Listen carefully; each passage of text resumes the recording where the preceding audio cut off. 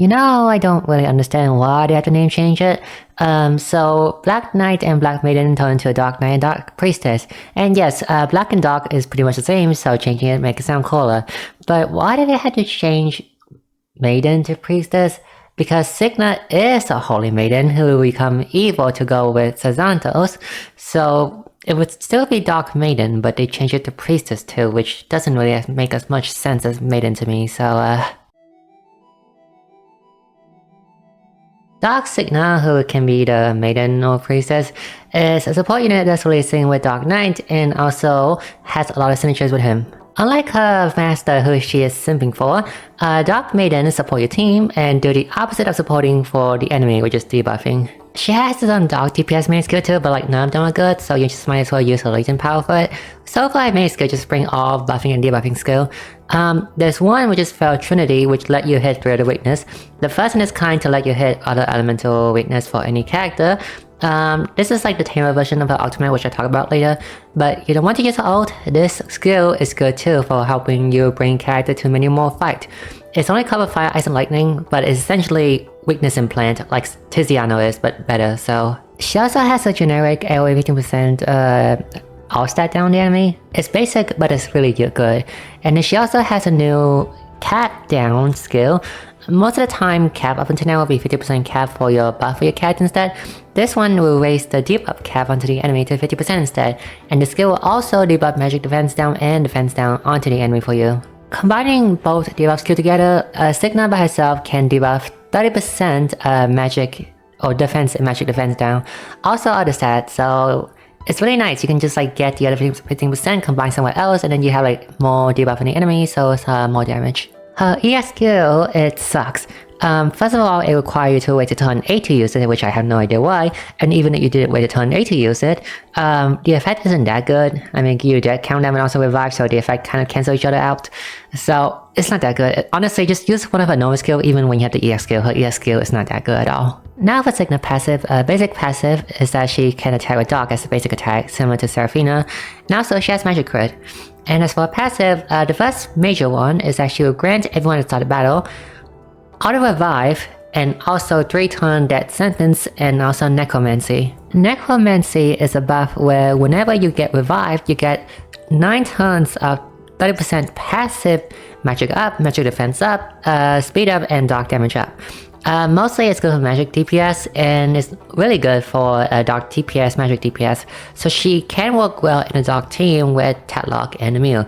Not the main reason why you want to pull for her though, but she can work with them. However, I would say though, if you are running Signa with Dark Sazantos, you will want this passive on, but in a normal fight, you might want to turn this passive off because on turn 3 you get team wipe, but then you also get necromancy. It's kind of inconsistent, but like Signa whole reviving teammate by killing them through that countdown instead of Sass killing them directly is unreliable because first of all, the enemy can like one-shot you first. Second of all, you might use Shanna and Shanna EX skill might stop the death countdown completely, so if you're gonna use Signa, Dark Signa generally without her master, it's best to turn this passive off because the 3-turn countdown can be not inconsistent enough to use it, and the revive effect isn't that super useful either. Like necromancy is good, but like it's only good for like magic DPS, and even then it's only Dark team that want it. So most of the team would just want to turn this off without her master. So a second passive, whenever she uses an ult or when allies die, she gains an effect called the Black Flame Ward or Ward of the Black Flame, which essentially grants herself buff, and for 4 turns, and her LP cooldown, her latent power cooldown will become 0. Her buff isn't that useful because Signa is not DPS, she can be like a sub DPS, but she is not a main DPS. But the one thing that's useful though is the LP cooldown, because Signa has an 8-hit dock, which can be extremely useful when combining with her ultimate on her latent power. And speaking of her latent power is she switched to a skill set. The skill set is a 1-hit single dock, 4-hit random dock that inflict dark rest down, and 8-time AoE dock.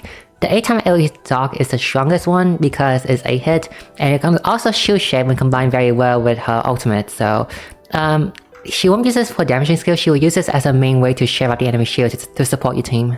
Now for her ultimate, I have no idea why they decided to go with the name of the famous book from the game is like, the Japanese name for this skill is like opening the gate of limbo or hell or something. But then they decided to go with it from the far reaches of hell, which wouldn't like kind of really weird that Dark Maiden has like the name of her ultimate name after a book, a famous book that is like sought out by a lot of evil people, so never mind. Her ultimate Grand 2 thing, the auto revive, which is not that important. The most important thing from this is that you want to cast a 200% version of it, so you would get the version where it would also grant everyone an exploit buff where you can now exploit all elemental weakness, which is really strong. So a few reasons why this skill is so good. Number one, it obviously synergizes with itself. With the 8-hit dog, it can now hit any weakness. It let you bring any DPS anywhere since most enemy has weakness to at least one elemental weakness, and it lets you bring character like kinda part of sash to everyone you want, which is like really powerful. So it's like an advanced version of weakness implant from Tiziano. And also has synergies with the character Media, because Media has a 10-hit ultimate and which grants a lot of buff, and also a 2-hit FUA which deal a lot of damage, but it's 2-hit FUA every time you hit the enemy weakness, which also means that synergizes with this very well. The 2-hit FUA will also shave off the enemy shield, so the enemy shield will be very gone quickly. It's why this ultimate is so good. You always want to cast the 200% ultimate of this. Awakening priority, go for Awakening ultimate first. A1 isn't that useful, A4 isn't that useful either. You can just stop at getting her first Awakening ult and that's good enough.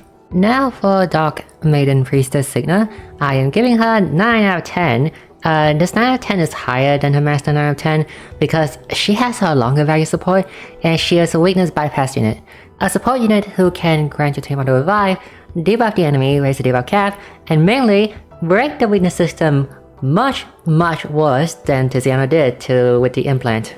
Now I did mention this in the last video, but if you are not planning to get Muruso EX or getting lucky on the Dragon Quest III banner, then you have to get Dark Maiden because Muruso EX is essentially also giving the same weakness bypass that Signa has, except Muruso EX has a Solon ult attached to her instead of auto revive.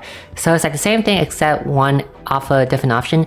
Maiden with revive, auto revive and debuff, Muruso with the Solon ult. So it is advised that you get one of those two weakness bypass character. If you got Maiden from the mail or from you're pulling, you don't need Muruso. And you have Muruso, then you don't need Maiden. So do be aware of it. Now, if you got her through the mail and you're not planning to get Dark Sass, that's fine. She can just work well with other DPS like Partisan kinda anyway. However, they are both powerful units, so both of them, you know, don't want to separate them. They're both very powerful and they're both pairing canonically, so